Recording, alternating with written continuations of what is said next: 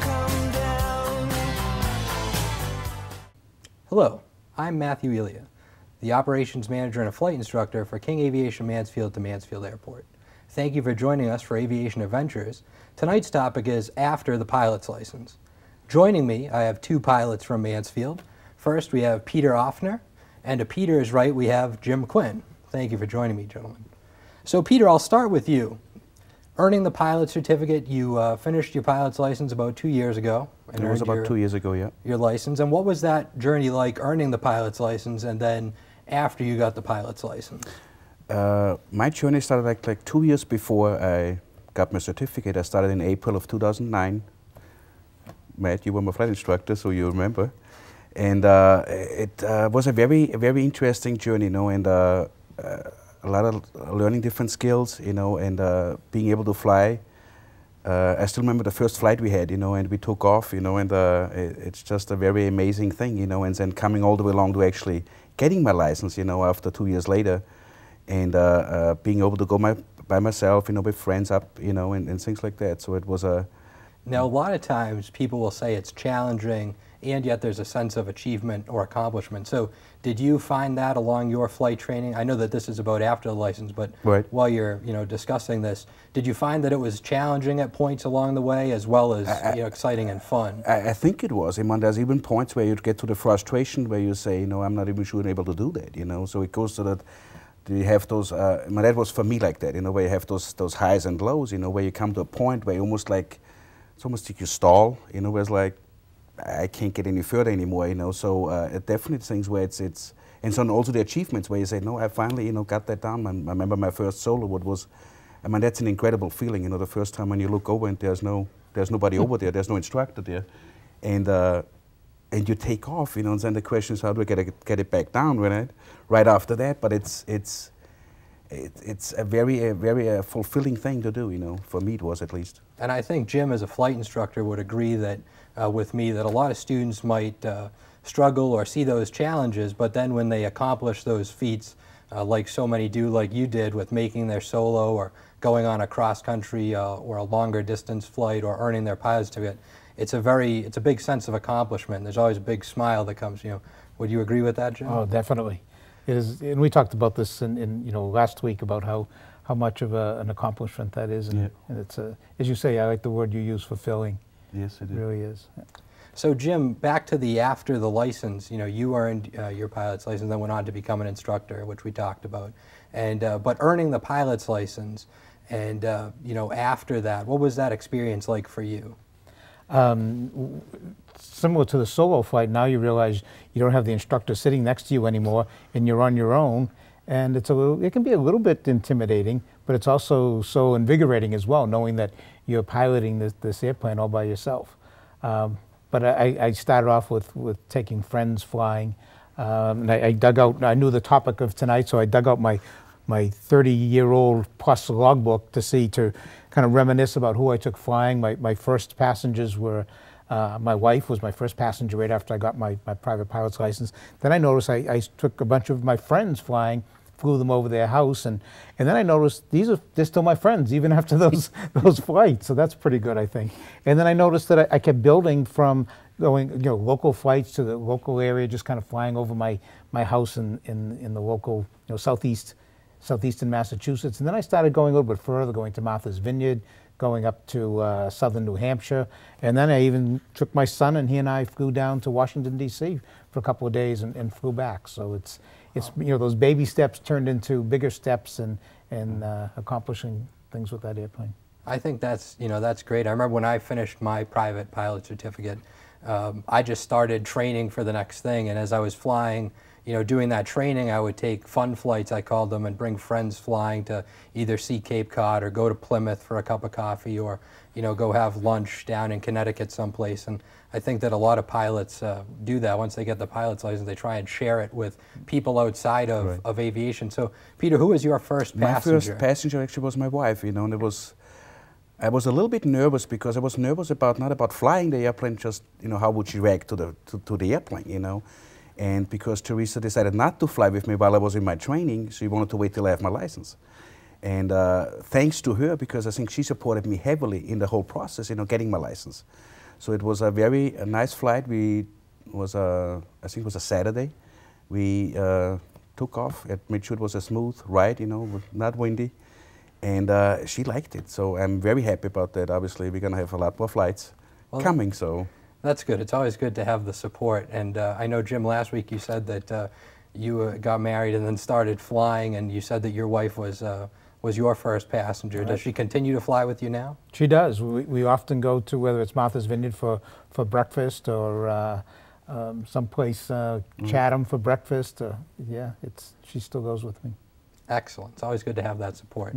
So Peter, after you earn the pilot's license, you go out on your own and you're no longer with an instructor. I was your instructor, right. And we've continued to fly to go to lunch or dinner or breakfast at various times and have fun. And we're always learning every time we're flying. But, on your own, did you find that your skills were improving, that you were learning even without a flight instructor in the cockpit with you? Yes, I was, because I kind of make it, on my own, where I go, I could do either soft field or short field takeoffs and landings to kind of, to keep current with it, So I think it's an ongoing thing, and I read in one of the magazines where they kind of said, once you have your license, the learning begins.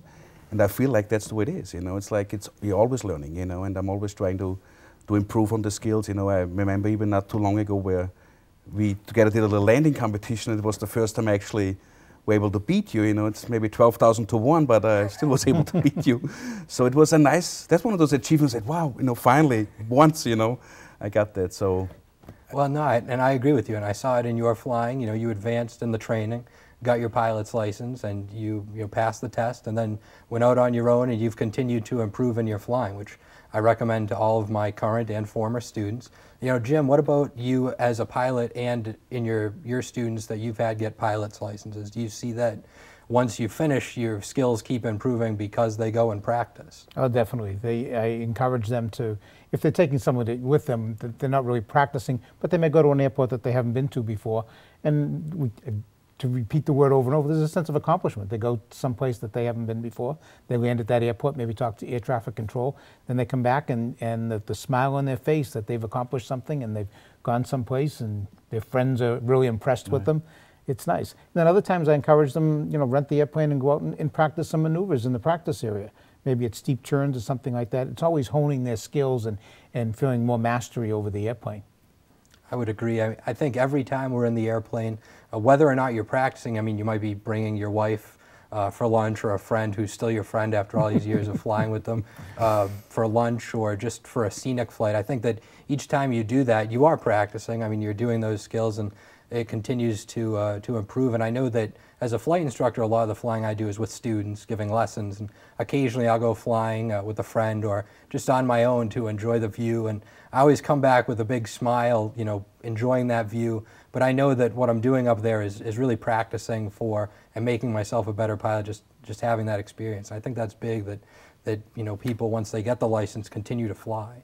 And I think I've seen it with a lot of pilots, that if you do that, your skills will continue to advance.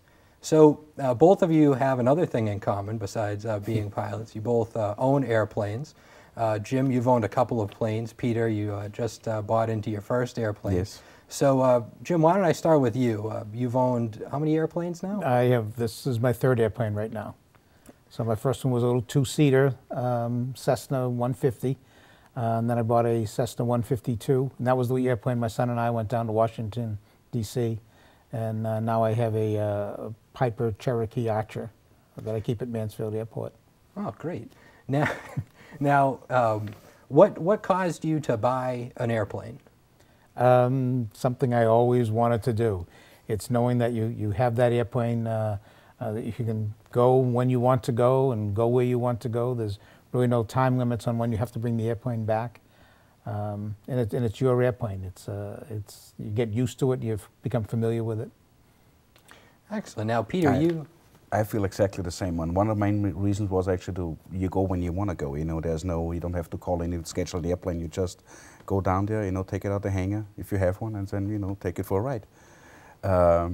And for me, actually, I was very fortunate to have you guys around me. When obviously Matt actually introduced me to Bob, who is the airport manager in Mansfield, Bob Welch, who was willing to, share the airplane, And then between you checking me out, you know, as far as, you know, getting me, transferring me over from the high wing to the low wing, and then get me finally checked out in the airplane, and then Jim helping me on. So I think it was very fortunate as far as having you guys and helping me through the process, you know, buying an airplane. I think it was fairly easy like that.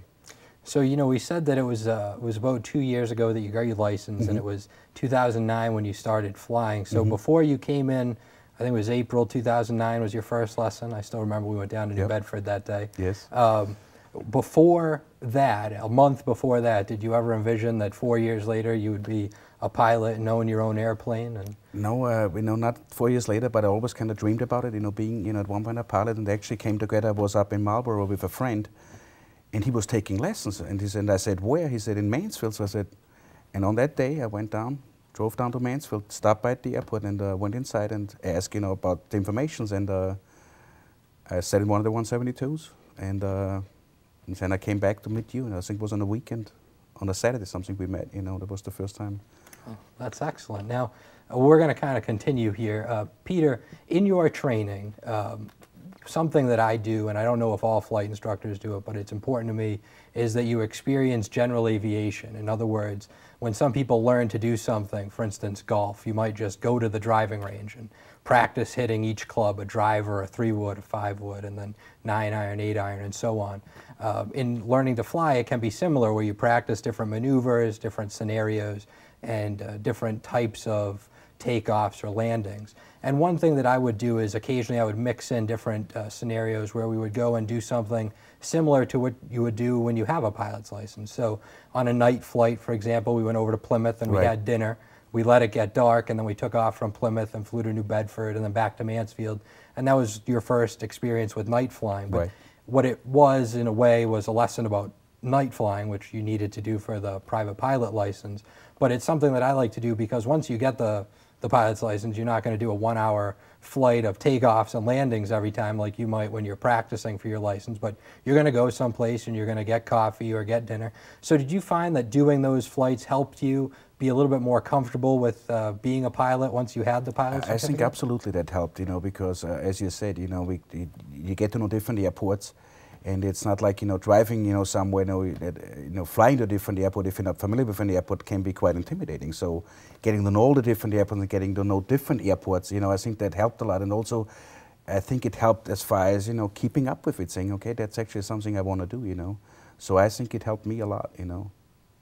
So Jim, do you do anything similar when you give lessons about actually going to different airports? Or I know that you've told me before you take your students down to Providence to experience larger airports. That's right. You know, do you have any tricks that you do when you're training your students to get them ready for after the license? I probably start right at the beginning, after a couple of lessons of straight and level, and let the student become comfortable and familiar with the airplane. One of the lessons, I take them to another airport, whether it's the Taunton Airport or the North Central Airport, to let them, if it's the Taunton Airport, to let them know that we don't take 495 and then 24, and we have to take the exit to 44. It's, hey, this is just a straight shot to Taunton Airport, and they're always impressed that we're there already.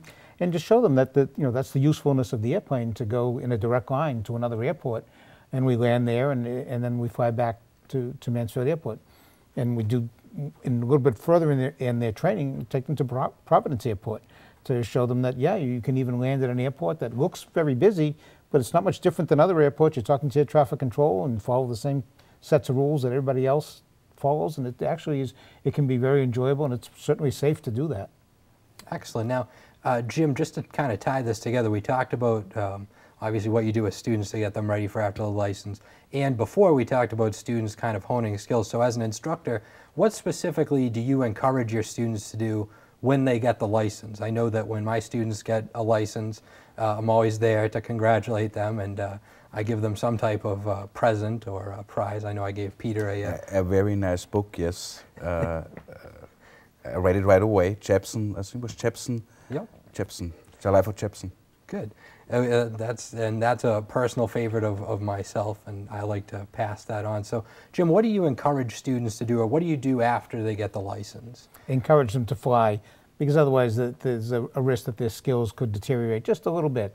So encourage them to continue to fly regularly. They don't have to do it every day or every weekend, but at least to fly regularly, and also to participate in, there's numerous programs. There's a very good one that the FAA sponsors that's called the Wings program. So students can go to some of these meetings. The Association of Pilots has a similar program, and you can go to these presentations. And then you're amongst other pilots, and there's discussions that go on. And it's a great way to find out about some of the things that are happening in the industry, changes in the industry. Sometimes an airport changes a taxiway or something. It's a great way to find out about things like that. So yeah, encourage those kind of after-work activities, I guess I call them. So it doesn't have to be in the airplane. Yeah, and I think that the common theme is just to continue learning. Whether Yes. it's, and those seminars are great. You get to make friends, social acquaintances in aviation that are interested in flying. You get to learn a lot. So I think that's really valuable. So once you earned your pilot's license, and we'll come back to talking about ourselves as pilots rather than as flight instructors, Jim. So once you got your pilot's license, how did you develop as a pilot? I always compare it to when I earned my pilot's license, I was comfortable with the little area around Mansfield and the few airports that I'd been to, and Jim, you talked about going to other airports, and then over time I became more comfortable and more comfortable. So it's like when you earn a driver's license and you're used to driving on a few roads, and I learned to drive in a cemetery because my father told me that I couldn't kill anybody there. So you know, I took a while to get comfortable in major roads, and eventually I was driving on highways without any issues. At first I wouldn't have really been comfortable with that. So did you find, we'll start with you, Peter, did you find that you're flying, you became comfortable with larger areas over time because of you just got more comfortable over time? Yeah, I think it's, you know, as you say, it's very similar to that, where you just get more comfortable over time, you know, and I think it helped that when we did a lot of things in my training, you know, where we went, you know, a lot of places, you know, when my first flight with Teresa, with my wife, was down to Groton. I landed in Groton and came back. It was one of my cross-country flights as well in my training, you know, so, and the other thing, I think, you know, having an airplane now, it changes things a little bit. I think it's easy having your own airplane to go actually further and, you know, venture further out, you know. So Jim, what do you think? Did you find that your comfort with the area? I know you said that eventually on your second airplane you had flown down to Washington, and that's, you know, that's a trip of some distance. Did you find that you got more geographically comfortable over time? Oh, sure. It's as I mentioned earlier, it's those baby steps turn into bigger steps and bigger steps. And you just get more comfortable. So I'm not saying that someone should get their pilot certificate and just jump in and fly across country, but it's something that you become more used to and more comfortable with, and it builds confidence in the pilot as well, that they can go to other airports and experience other airports and then go further and further. And then Providence Airport is not as intimidating. I fly into Boston's Logan Airport now, and you know, several years ago I wouldn't have even considered that, but now it's something that I'm, as I've done, first I went with a couple of friends, and then now I started to do it on my own, but it's that building up the confidence level. Yeah. And I think I would agree with you. When you first get the license, you may not be ready for that long trip, but I know that after I had my license for 3 or 4 years, I was ready to fly from Mansfield to St. Louis. You know, that was a natural progression, and so that was important, but I don't think I would have been comfortable with that right away. It definitely took a little while. So for the last question here, you know, and I'll start with you, Peter. What's the best part of having your pilot's license once you finish the training? You made that accomplishment, so not counting the accomplishment of doing something so great that so few people have done. What's the best part of having that license? the best part of having a license is, for me, it opened up a whole new world for me. You know, it really did. It's something where every time I, get into the airplane, it's a good thrill. You know, it relaxes me. You know, it's taking my family and sharing their passion with my family or friends. You know, that's it's one of the greatest things about flying. You know, and then being able to do it. You know, so it's excellent. And Jim, what do you think? What's the best part of having your pilot's license? Well, today I had today off from work, and I was going to do some other things, and I looked at the sky, and the sky looked very nice, and we've had some weather that was not that great for flying, but today looked really, really nice for flying, and went down to Mansfield Airport and took the airplane out and went for a flight, and the sky was, really nice formations of clouds. Some areas had clouds, some areas did not. It was actually kind of smooth flying, and I was down towards New Bedford. I could see Buzzards Bay, and I like the way the sun reflects off the water of Buzzards Bay. It's always really something to see. You could see Martha's Vineyard. I could see a little bit of Nantucket. I could see all of the Cape. I could see Provincetown, and it was just a gorgeous day to go for a flight and then come back to Mansfield Airport. And I think that the common theme here, I know that my favorite part of having earned the pilot's license is to enjoy the view. And Peter, you said it opens up a whole new world. And Jim, you talked about all the things you get to see. And I think it really is about that view. It's a completely different perspective when you're cruising around up there to see everything that you can see as opposed to just walking down the street. Right. All right, well, thank you, Peter and Jim, for joining me tonight. And I'd also like to thank all of the viewers out there. Thank you for joining us for Aviation Adventures, and we look forward to seeing you again in the future.